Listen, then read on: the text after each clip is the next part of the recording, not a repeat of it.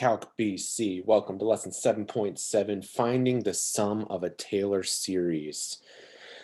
In this lesson, we are going to take the power series that we know, e to the x, sine of x, cosine x, the ones that I said that we would need to memorize, and the idea of a geometric series, 1 over 1 minus x. We're going to combine all that information and apply it to find the sum of other Taylor series. From College Board's course description, this is going to be combining a couple different topics, but we are talking about power series, Taylor and Maclaurin series for functions, and their sums. So it's not one specific piece of essential knowledge here that's listed, but after we represent functions as series, we're going to be finding their sum. An idea of a geometric series is definitely going to help with that. So let's switch over to the notes. All right, so we're going to just start by jumping right in here to an example, finding the sum of this series that is shown. The general term is 3 to the n over n factorial. To help us with this, we are going to look at these 4 power series that we know. If you don't already have this written in a convenient place, I suggest that you write it down somewhere. We need to know e to the x, sine of x, cosine x, and 1 over 1 minus x. We just need to be able to see this pattern at work. And that's going to help us with this first question. So what I'm going to do is rewrite this using this pattern. So we can see that the first few terms really are 1 plus 3 over 1 factorial plus 3 squared over 2 factorial plus 3 cubed over 3 factorial, etc. And if you think about our pattern for e to the x, it goes like this: 1 plus x squared over 2 factorial plus x cubed over 3 factorial, etc. Right? And that came straight from this list of power series to know that I just told you about. So my job in this lesson is going to be to recognize these patterns and how they match up with e to the x or one of the other power series that we know. So because this pattern matches up, we can say, therefore, the sum is e to the third, because we can replace the x with the 3. That's it. So let's try the second one. In this one, we're looking for another pattern here. The general term is given, so we can use that to help. If I rewrite this, it's going to be 2 minus 2 cubed over 3 factorial plus 2 to the 5th over 5 factorial minus 2 to the 7th over 7 factorial, etc. That's going to look a lot like sine of x. If you think about it, sine of x is x minus x cubed over 3 factorial, etc. And so our sum is sine of 2, because that's what's replacing the x here. In the third one, once again, we're looking for a pattern. This one, you can tell, is going to be like a geometric series. We can think of it as a times r to the n minus 1, or just a times r to the n. Either one works, depending on which n we start with.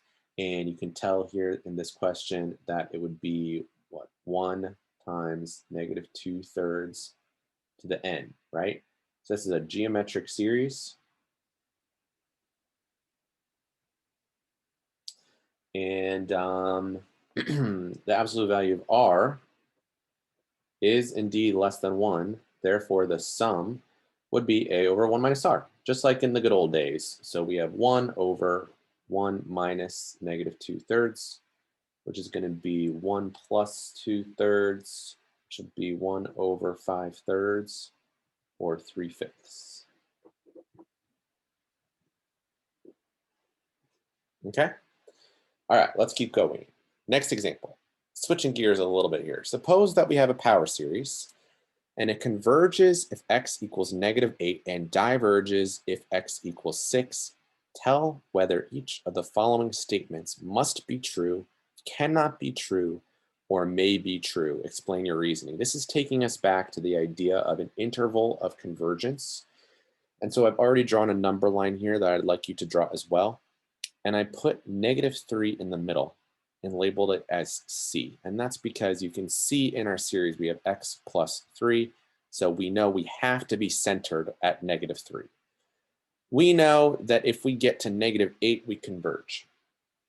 So I'm going to find -8 on this number line and mark that it converges. We have -3, -4, -5, -6, -7, -8. So right here, we know that this converges. And we are also told that we diverge if x equals 6. So -2, -1, 0, 1, 2, 3, 4, 5, 6. I should put a 6 there. And that diverges. I'm not told what our radius of convergence is. I just know certain things. So the minimum R is going to have to be 5 because I'm going to have to be able to get -8 to converge. So R must be greater than or equal to 5. But at the same time, if we get to 6, we diverge. So what would that be? 1, 2, 3, 4, 5, 6, 7, 8, 9. So R also has to, at the same time, be less than or equal to 9. So let's kind of map this out a little bit clearer here. If I go 5 to the right of -3, -2, -1, 0, 1, 2, I would get to 2. So if we got to here and to here, that would be a distance of 5 away. So that's my minimum R. And then if I get all the way to 6 or all the way to what, -12, that would be my maximum R. But I don't actually know what R is. And we don't know anything about the endpoints. That's not given. So -8 could be an endpoint that converges. That doesn't tell us if 2 converges or diverges. Remember that about interval of convergence? We have to test the endpoints. We don't have enough information here to test anything. So we're not going to be able to do that. But let's just see if we can answer these questions. That's why sometimes these things may be true. Let's see if the power series converges if x equals -10. So here's -10. That is between the minimum and the maximum radius of convergence. That means we don't know. So this may be true. Letter B, the power series converges if x equals 1. Here's 1. That's smaller, or that's closer to the center than the minimum radius. So that has to converge.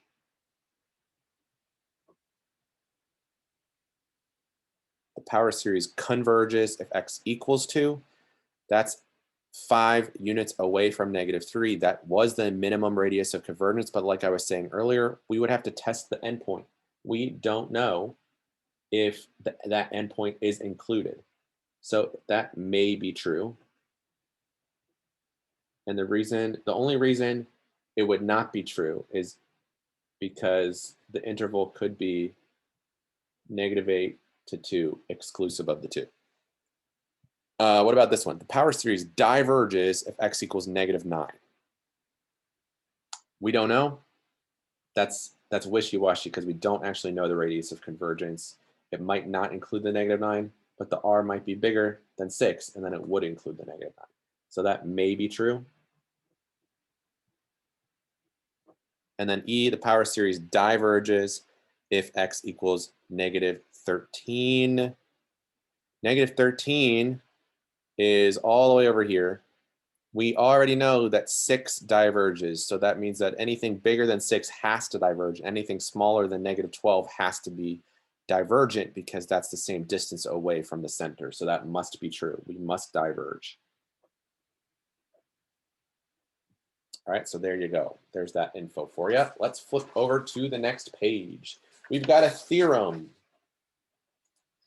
I'm not going to read all of this to you, but I'm going to kind of summarize what this is saying. We've already had a little bit of practice taking a derivative or an integral of a series. And this is just saying that you can do that. You can take a derivative or an integral of a series. You can see here that we're using the power rule. So we're subtracting, we're multiplying by the power and then subtracting 1 from the power for the derivative. We're adding 1 to the power and dividing by the new power for the integral, just like you would expect. This integral even includes a plus c, which is always a good thing. And the real important business here is down at the bottom. This is what I want to focus on. The radius of convergence of the series obtained by differentiating or integrating a power series is the same as that of the original power series. So if you know a radius of convergence and then you take a derivative, the radius of convergence is the same. Same if you do an integral. However, the interval of convergence may differ, and that's because of the endpoints. So what this really is telling us is that we must recheck all endpoints. So that's what we're going to have to do here in these next couple examples. So let's take a look at letter A. The function f is defined by 1 over 1 minus x. Write the Maclaurin series for f. Give the first 4 non-zero terms and the general term. Well, this is pretty standard. 1 over 1 minus x is one of the series that we know. It's 1 plus x squared plus x cubed. There's the first 4 non-zero terms. The general term is just going to be x to the n. And we know for what values of x does this converge? Well, the absolute value of r must be less than 1. In this case, r is x, so the absolute value of x must be less than 1. Therefore, we are bounded by -1 and 1. And we don't have to check the endpoints because this was a geometric series, right? So the interval of convergence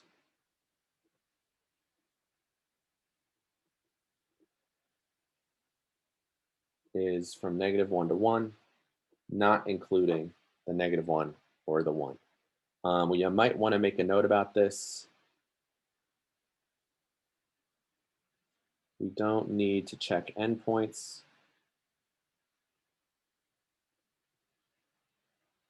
for a geometric series. That was something that we had to do when we did the ratio test. The ratio test doesn't tell us anything about the endpoints, so we have to check the endpoints. The geometric series tells us exactly that the absolute value of r must be less than 1. If the absolute value of r equals 1, no good. That is built into the geometric series test. That is a little bit more depth, a little bit more info than we're used to for the ratio test. So don't have to worry about the endpoints. The endpoints are automatically excluded. However, that's not necessarily true if we take the derivative of the integral of a geometric series. So let's test that out in letter B. Use your answer to A to find the Maclaurin series for f prime of x. Give the first 4 non-zero terms and the general term. So f prime of x. So we're going to be taking the derivative of each one of our terms up here. The first term was a 1 that goes away and becomes a 0. The second term, the derivative becomes 1. Then we have 2x. Then we have 3x squared. And we have a problem. I only wrote 4 terms up here, but because the first term it became a 0, now I only have 3 non-zero terms. So I need another one, but that's okay. I know the next term up here is x to the 4th. So the derivative of x to the 4th is going to be 4x cubed. I can just follow along with the pattern as well. And our general term is going to be what? N times x to the n minus 1. I just take the derivative of this general term, thinking of n as a constant. So I multiply by n, the exponent becomes n minus 1, etc. That was requested as part of the question, so I'm going to box that as an answer. You know, I technically should have done that up in part A as well, so I'm going to do that now.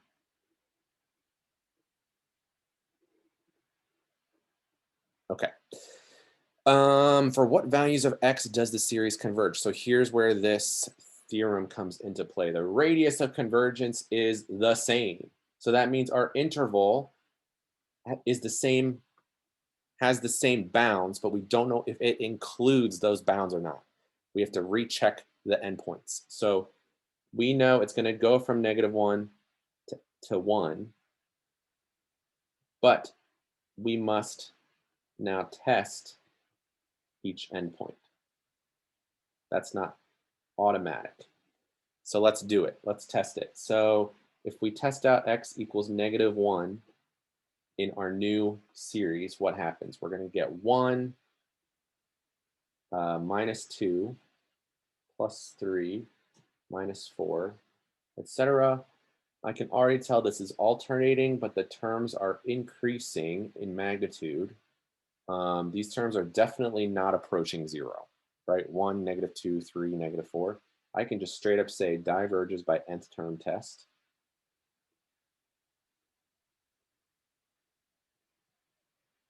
That's right. We're going back to all of our convergence tests here. That's what this is talking about. We also have to check x equals 1. That just becomes 1 +2 +3 +4, etc. And again, right away, we can tell these terms are getting larger, not approaching 0. So this diverges by the nth term test. So that means both of our bounds did not work. So our interval of convergence is the same. Not always the case, but that's how it worked out this time. So there's our answer. Okay, so letter C, use your answer to B to find the sum of the infinite series described here. So we're going to try to rework the way that this series is written so that it looks like this. And if I take that general term, n over 3 to the n minus 1, if I'm trying to make this look like this, let's pull the n in front like it is here.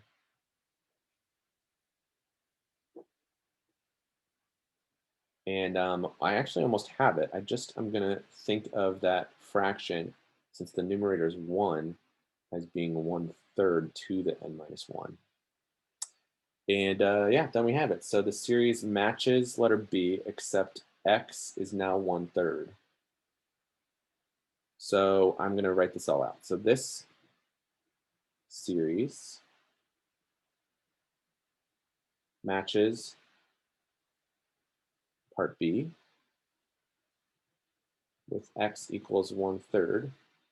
Therefore, we have f prime of 1/3. So here's the thing. We don't really know much about the sum of this series, but we do know some things about the sum of this series, right? We know 1 over 1 minus x works out. We don't know what this one is. So let's kind of backtrack all the way to part A. We know that part B was the derivative of part A. So we could say in part A,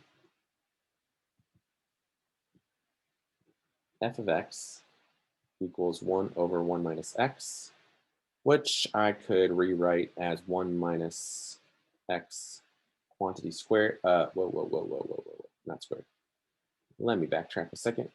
We could rewrite it as 1 minus x quantity to the -1. And that's going to be helpful because I'm interested in the derivative of f of x. So let's take the derivative of that. It's going to be -1 times 1 minus x to the -2 times the derivative of the inside, which is -1. The negatives cancel out and just leave me with 1 over 1 minus x quantity squared. And now I have, something that equals our series from part B. That's what we want. So we know that this is plugging in 1/3 for x in f prime. So what we can say is f prime of 1/3 is going to have to equal what? 1 over 1 minus 1/3 squared, which is 1 over 2/3 squared, which is 1 over 4/9, which is 9/4. So all that fancy work showed us that we really get a sum of 9/4 for this, all because we know how geometric series work and derivatives. All right, so kind of interesting. We're going to do one more similar question on the back. Well, the next page. So let me flip over. Okay, we have a new function. It is 1 over 1 minus x. Well, that's the same function we were looking at last time. So we are going to write down the first 4 non-zero terms and the general term.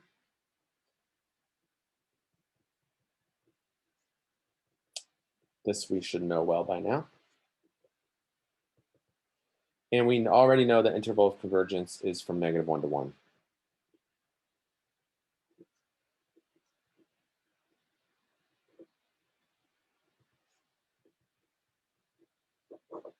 So there's our answers for part A.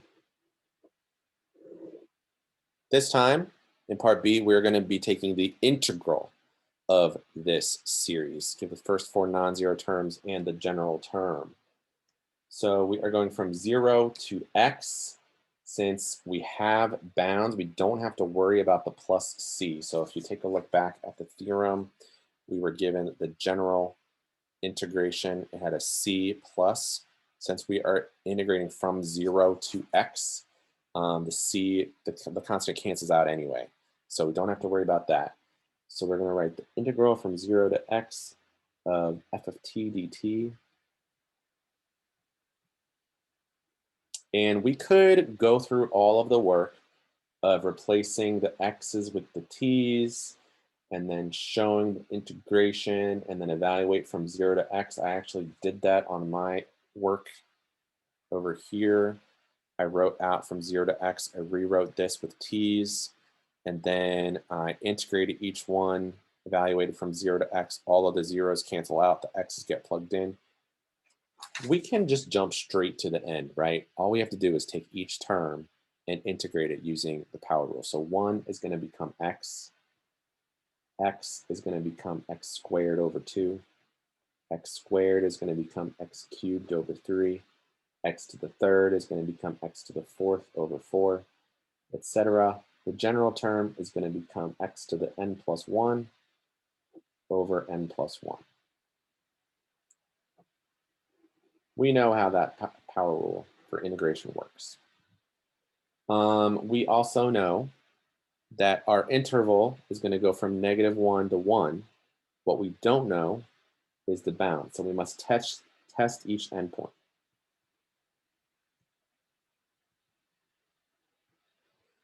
Because we are not in geometric series land anymore. We have this new series, so we got to test the endpoints. So for x equals -1, let's take a look at this general term. We have the series. If we wanted to write it this way, we could. It starts with 0, right? N equals 0 to infinity of -1 to the n plus 1 over n plus 1. And this is an alternating series. The -1 to the n plus 1 proves that. The denominator is n plus 1, so it's going to keep growing. So the fraction is going to keep getting smaller. So this converges by the alternating series test.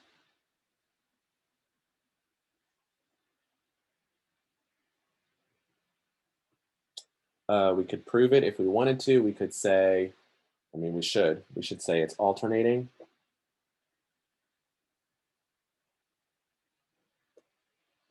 We could say the terms decrease in magnitude.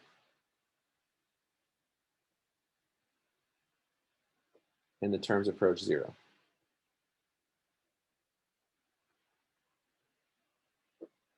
Which they do. Okay, we also have to check x equals 1.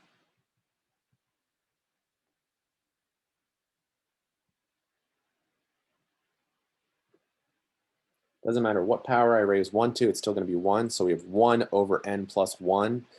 And yeah, that's going to diverge because it's a version of the harmonic series.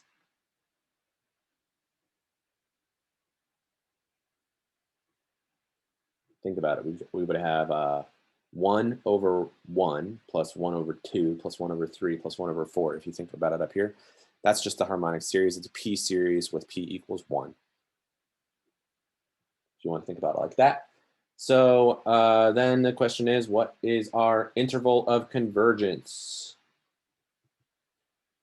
It's going to go from -1 to 1. We converge at -1, so we include the -1 and we exclude the 1.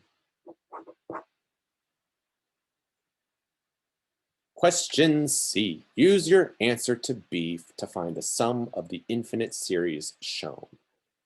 All right, so can we force this to look like this? That is the question. So let's take that general term, 1 over 3 to the n plus 1 times n plus 1.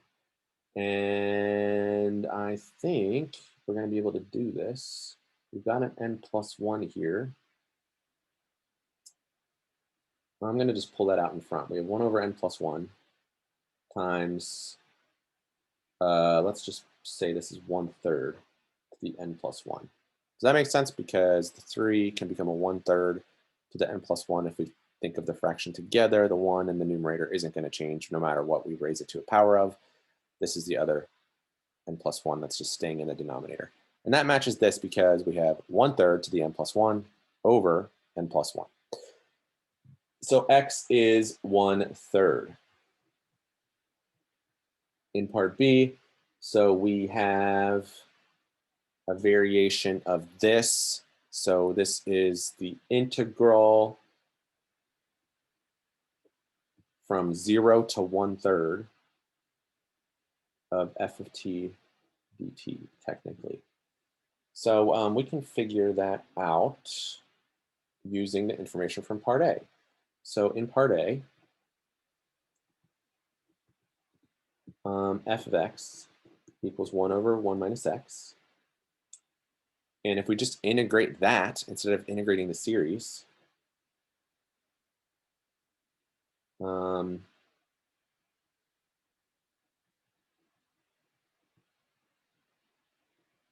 we would get what? The natural log of the absolute value of 1 minus x times -1 to account for that the x was negative. And so if we plug in 1/3, what would we get? The negative natural log of 1 minus 1/3, or the negative natural log of 2/3, which is already positive. So we can just say negative natural log of 2/3 without the absolute value.